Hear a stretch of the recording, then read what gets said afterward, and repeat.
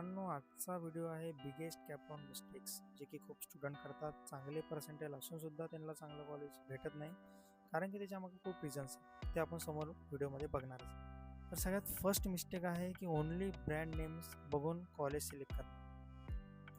तर काही स्टुडंट फक्त ब्रँड नेम बघतात आणि कॉलेज सिलेक्ट करतात, पण त्याच्यामध्ये ते हे चेक नाही करत की ब्रँचेस किती आहेत, ब्रँचेसचा रेकॉर्ड काय आहे, प्लेसमेंटचा रेकॉर्ड काय आहे, कोडिंग कल्चर तिथे ठीकठाक आहे की नाही, तिथला अकॅडमिक्स रेकॉर्ड कसा आहे. ह्यासुद्धा गोष्टी एका स्टुडंटनी व्हेरीफाय केलं पाहिजेत. दुसरी मोठी मिस्टेक असते की ब्लाइंडली फॉलो द यूट्यूबर्स. म्हणजे असं नाही की प्रत्येक यूट्यूबर चुकीची रँकिंग देतो. प्रत्येकजण रँकिंग देतो त्यांच्यानुसार ती बरोबर पण असते, पण कुठे ना कुठे ती तुम्ही तुमच्या एंडनी क्रॉस चेक केली पाहिजे. तुम्ही इझिली बघू शकता, कॉलेजचं नाव जरी टाकलं त्यांची वेबसाईट अवेलेबल राहते. तिथे जाऊन त्यांच्या सेक्शनमध्ये जाऊन तुम्ही प्लेसमेंट बघू शकता. तिथले पासिंग पर्सेंटेजसुद्धा तुम्ही चेक करू शकता की तिथले टॉपर्सची काय रँकिंग होती, किती त्यांनी मार्क वगैरे मिळवले. तर भरपूर गोष्टी तुम्ही चेक करू शकता. नंबरची मिस्टेक आहे ॲव्हरेज पॅकेज बघून एक्सायटेड होणं. फॉर एक्झाम्पल, एखाद्या कॉलेजचं हायेस्ट पॅकेज केलं असेल 45 लाख, तर याची गॅरंटी नाहीच आहे की नेक्स्ट इयरसुद्धा ते 45 लॅकचं पॅकेज तुम्हालाही मिळेल. तर कुठल्याही कॉलेजचं जर तुम्हाला प्लेसमेंट रेकॉर्ड बघायचं असेल तर ॲव्हरेज प्लेसमेंट रेकॉर्ड बघावं लागेल की जास्त हायेस्ट नाही, बट मिडलमधले पॅकेजेस किती गेले, त्यावरून एक तुम्ही गेस लावू शकता की इथले प्लेसमेंट कसं आहे, इथला प्लेसमेंट रेकॉर्ड काय आहे. चौथ्या टाईपची मिस्टेक आहे की ब्रँच इग्नोर करणं. बरेचसे मुलांचं मिसकन्सेप्शन हे राहतं की मी एखाद्या चांगल्या कॉलेजमध्ये मेकॅनिकल घेऊन सॉफ्टवेअर इंजिनियर बनेल, जे की शक्य पण असतं, अशक्य असं नाही. बट एवढं लक्षात घ्या की तुम्ही 4 वर्ष मेकॅनिकल इंजिनिअरिंग शिकल्यानंतर तुम्हाला सॉफ्टवेअरमध्ये एक्स्ट्रा एफर्ट्स घ्यावं लागतात. तुम्हाला त्याचे टेक्निक शिकावं लागतात, त्याचे स्किल्स ॲड ऑन करावं लागतात. आणि मेकॅनिकल इंजिनिअरिंग केल्यानंतर एवढं करणं थोडंसं कुठं ना कुठं डिफिकल्ट जातं. तर त्यामुळं नक्कीच ब्रँच इग्नोर करू नका. जर तुमचं फिक्स्ड आहे, तुम्हाला सॉफ्टवेअर इंजिनियरच बनायचं, ट्राय करा त्याच रिलेटेड ब्रँचमध्ये जाण्याचं, नो की डायरेक्ट कोअरमध्ये. 5व्या नंबरची मिस्टेक आहे लोकेशन इग्नोर करणं. लोकेशन खूप मॅटर करतं, कारण की जर तुमचं कॉलेज मुंबई पुण्यासारख्या सिटीमध्ये असलं तर नक्कीच तुम्हाला तिथले इंटर्नशिप ऑपॉर्च्युनिटीज भारी भेटतात. इंडस्ट्रियल एक्सपोजरसुद्धा तुम्हाला नक्कीच भेटतं, जसं मी प्रत्येक एक व्हिडिओमध्ये बोलतो. आणि स्टार्टअप इकोसिस्टम असल्यामुळं तुम्हाला एक चांगलं जॉब रिप्लेसमेंटसारख्या स्कीमसुद्धा तुम्हाला भेटू शकतात. हां, पण याचा अर्थ असं सुद्धा नाही की लोकेशन पुणे मुंबई असलं तरच कॉलेज चांगलं राहील. असे पण भरपूर कॉलेज आहेत. For example Walchand, PCSOE, HGGS हे असे कॉलेज आहेत जे पुण्याच्या बाहेर आहेत, पण तिथले प्लेसमेंट रेकॉर्ड वगैरे पण चांगले मुलांना भेटतात. 6 नंबरचा आहे की पिअर ग्रुप इग्नोर करणं.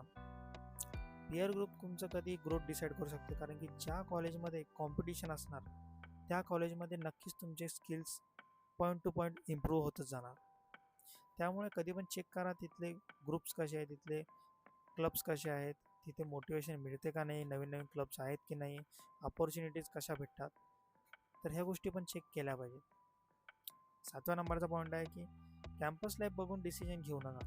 जर कुठलं कॉलेज एकदम भारी दिसतंय, तिथला कॅम्पस एकदम फॅन्सी आहे, ग्लास डोअरसारख्या बिल्डिंग्स आहेत, मस्त बिल्डिंग्स आहेत, त्यांनी तुमचं करिअर डिसाईड होणार नाही. तुमचं करिअर डिसाईड करणारी एकच गोष्ट आहे, ती म्हणजे कॉलेजचं अकॅडमिक्स रेकॉर्ड. त्यामुळं सगळ्यात पुन्हा एकदा मी सांगतो की ते चेक करा. 8व्या नंबरची कॉमन मिस्टेक आहे बॅकअप कॉलेज नाही ठेवणे. एकाच कॉलेजवरती डिपेंडंट राहणं ही पण खूप मोठी चूक असू शकते, कारण की तुम्हाला नेहमी कॅप राऊंडमध्ये कुठलं कॉलेज लागणार आहे हे कोणीच कन्फर्म सांगू शकत नाही. त्यामुळं बॅकअप कॉलेजसुद्धा ठेवा. तुमच्या लिस्टमध्ये असे 2-3 कॉलेज ठेवा की जे तुम्हाला लागले तर तुम्ही ब्लाइंडली त्या कॉलेजमध्ये ॲडमिशन घेणारच, आणि त्यानुसार first ranking, second ranking, third ranking तुम्ही फिक्स्ड करा. 9th नंबरची मिस्टेक आहे सिनियरशी टॉक नाही करणं. म्हणजे ऑफिशियल वेबसाईटवर फक्त पॉझिटिव्ह साईड दाखवली जाते, पण तुम्हाला त्या कॉलेजचा सगळा जो रिव्ह्यू असतो तो तुम्हाला एक चांगला सिनियरच देऊ शकेल. तर आजच्या काळामध्ये इंस्टाग्राम आहे, भरपूर असे प्लॅटफॉर्म्स आहेत की जिथनं तुम्ही कोणालाही इझिली कॉन्टॅक्ट करू शकतात. ट्राय करा, जर होत असेल तर सिनियरशी टॉक करा त्या कॉलेजचा, त्यांच्याकडनं रिव्ह्यू घ्या, कसं आहे कॉलेज, काय कॉलेजचं करिक्युलम आहे. कारण की वेबसाईटवर सुद्धा ते तुम्हाला पॉझिटिव्हनेसच दाखवणार ऑब्व्हियसली, पण तिथला जो एक स्टुडंट आहे तो तुम्हाला पूर्ण रिॲलिटी चेक त्या कॉलेजबद्दल देऊ शकेल. 10th नंबरचा पॉईंट आहे की कॅप राऊंड लास्ट मोमेंटला समजून घेणे. स्टुडंटला डेडलाईन येते तरी कॅप राऊंडच्या बाबतीत काहीच माहिती नसतात, डॉक्युमेंटेशन काय लागणार आहे ते माहीत नसतात, रेफरन्स ऑर्डर कसा सेट करायचा तो माहीत नसतो. नक्कीच आम्ही येणाऱ्या व्हिडिओमध्ये ते सांगू, तो इश्यू नाही आहे. बट तुमच्याकडनं सुद्धा तुम्ही रिसर्च करत राहिले पाहिजेत, कारण की हे जो एक डिसिजन राहील हा तुमचा करिअर चेंजिंग डिसिजन राहील. सो त्यामुळे तुम्ही कुठलीही यामध्ये हयगई न करता याबद्दल जेवढं होईल तेवढं रिसर्च केलं पाहिजे. आता भरपूर टाईम प्रत्येक स्टुडंटकडे अवेलेबल असतोच, तसं आम्ही पण ट्राय करू जसं जसं समोर प्रोसेस जाईल व्हिडिओ टाकण्याची. त्यासाठी तुम्ही नक्कीच सबस्क्राईब जरूर करून ठेवा अपकमिंग व्हिडिओसाठीच.